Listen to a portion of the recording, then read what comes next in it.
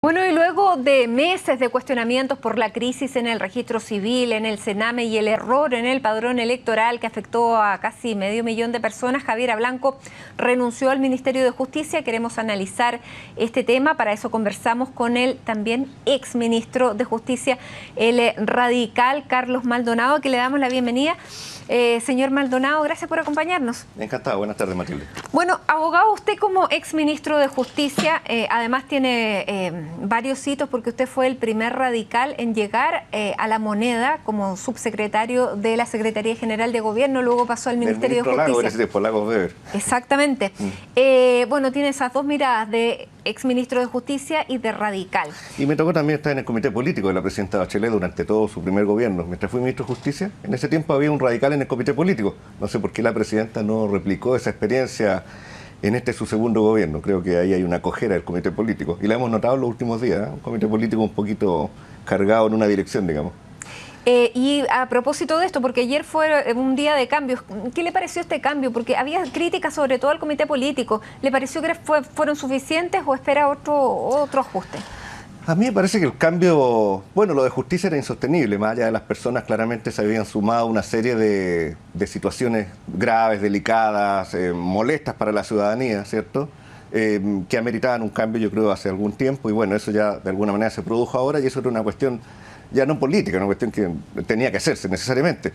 La señal política del cambio de gabinete sí que hizo la presidenta ayer, a mí no me pareció para nada, digamos, adecuada. Yo creo que esta señal de que sale el ministro mejor considerado del gabinete, el mejor evaluado, supuestamente el que mejor lo había hecho, como el ministro Máximo Pacheco, para integrarse a la pre-campaña de un precandidato, yo no lo había visto nunca.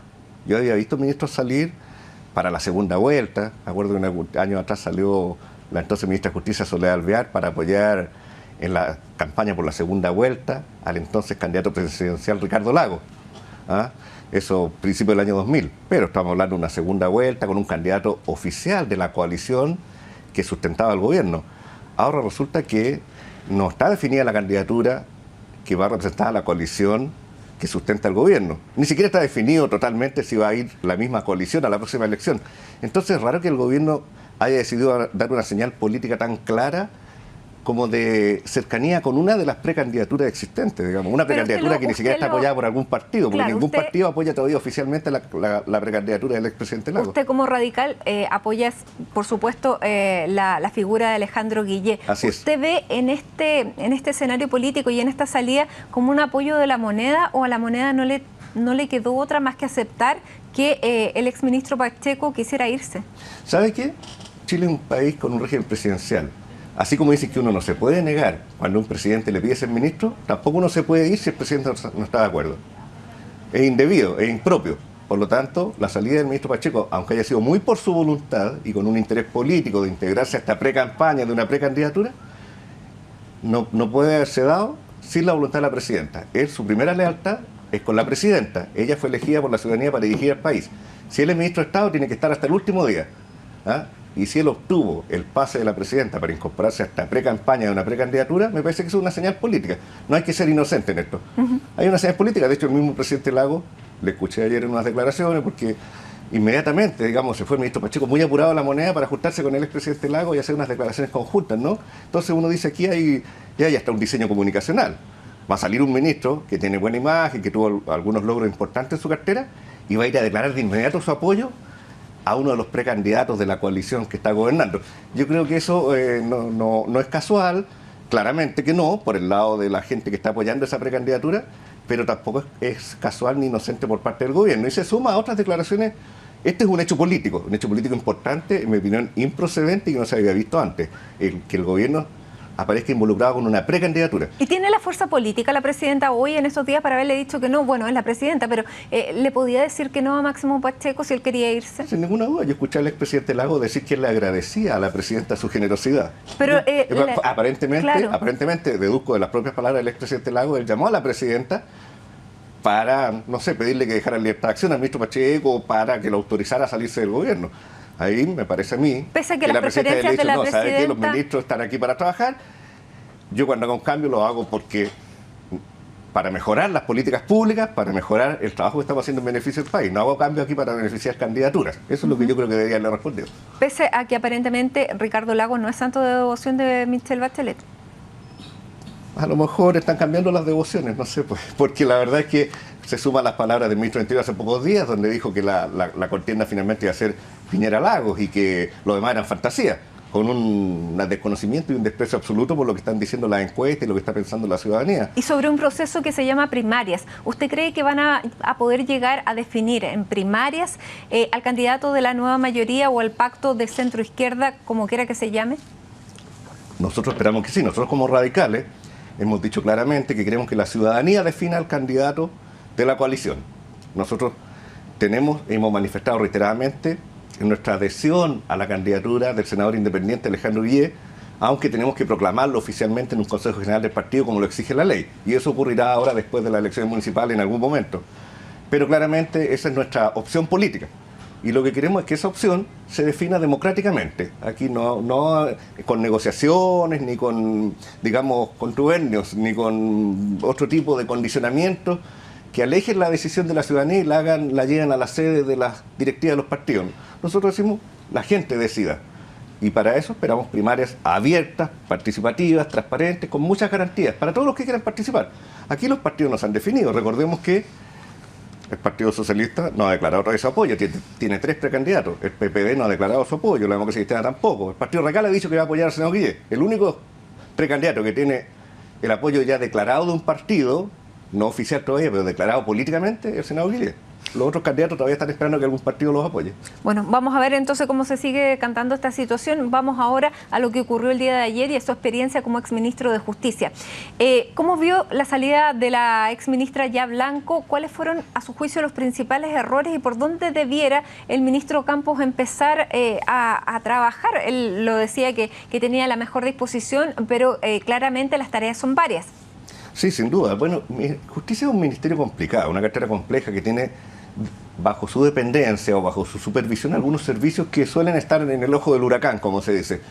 Yo creo que la principal falencia que ha habido en el sector justicia, en el presente gobierno, es que no ha habido políticas públicas que le muestren a la ciudadanía que se está avanzando en el perfeccionamiento del sistema de justicia, que es finalmente la razón de ser del Ministerio de Justicia. No en todos los países existe un Ministerio de Justicia, en algunos sí, en otros no. En Chile existe. ¿Y para qué existe? Para mejorar el sistema de justicia, para mejorar la protección de los derechos de las personas. Y en ese sentido, ¿cuáles son las políticas públicas que se han llevado adelante en este gobierno? La verdad es que o no se han hecho o son muy desconocidas. Bueno, más allá de no conocerla, conocemos los problemas. Entonces, a eso voy. Entonces, a falta de acción para producir los efectos que supuestamente el Ministerio de Justicia debe producir, ¿qué pasa? El Ministerio es consumido por los problemas. Por los problemas del Sename, del Servicio Médico Legal, de Gendarmería y ahora del Registro Civil, que siempre había sido como la joya de la corona, el servicio moderno, eficiente, ahora lamentablemente se ha involucrado, todavía está por verse quién tuvo la responsabilidad y también si es solo el Registro Civil, hay que ver lo del CERVEL. Yo creo que el CERVEL tiene algo que ver y algo que decir en esto también, pero en este tema del padrón, que la verdad que es muy desastroso, es una señal muy mala, políticamente muy grave, genera incertidumbre sobre el sistema electoral, que obviamente es la base de una democracia. Si usted lo hubiera conocido en julio, cuando se conoció este informe de que había este error en el padrón, ¿usted cree que habría tenido tiempo, usted, como ministro, como cabeza política de un servicio que tiene que proveer al CERVEL de este padrón electoral, la facultad para haber arreglado este problema? Mira, yo no quiero ser general después de la batalla, pero no voy a eludir la pregunta. A mí me parece que si un ministro sabe, tiene conocimiento, sea a través del director del Registro Civil o sea a través del presidente del Consejo del CERVEL, de que hay un problema potencialmente grave, lo que debe hacer es tomar el toro por las astas en ese momento. E incluso, si el tema, como probablemente ocurre en este caso, excede su capacidad de acción, ir directo a la moneda. El Ministerio de Justicia queda al frente de la moneda. Al frente. Uno camina 50 metros y entra a la moneda. Y se va donde el ministro de Interior y dice, el ministro de Interior, aquí hay un problema grave. Tenemos que arreglarlo. Comité político, se llama a los directores, se llama a la persona del servicio electoral, se juntan todos y buscan. Pero eso se vino a hacer... Lo que pasó el sábado. A la hora nona, como se dice. Exactamente. Esa reunión debería haber ocurrido hace 2 o 3 meses. Pero debería haber ocurrido y eso era duda. facultad del Ministerio de Justicia. De la autoridad política que primero haya tenido conocimiento. Yo no sé, algunos dicen que el CERVEL le informó a SECPRES, no sé si el registro civil cuándo le informó a Justicia, pero el primer ministro del gobierno que hubiera tomado conocimiento de esto, le había generado inmediatamente una reunión del comité político y había planteado aquí hay un problema potencialmente grave, esto se puede transformar en un incendio grande, accionemos ahora de inmediato y con toda la fuerza para corregirlo a tiempo. Eso la verdad es que es llamativo que no se haya producido. Los gobiernos tienen equipos de crisis, de contingencia que van avisando posibles conflictos. A mí me extraña que esto haya pasado así como por debajo tanto tiempo y haya venido a explotar al final cuando ya no había tiempo para arreglarlo. Se esperó que tal vez por el tema de la abstención esto no saliera tan a la luz. Yo no sé, fíjate, la verdad que me cuesta ya ponerme en la mente de las personas y saber qué pensó cada uno de los involucrados, pero claramente hubo desidia.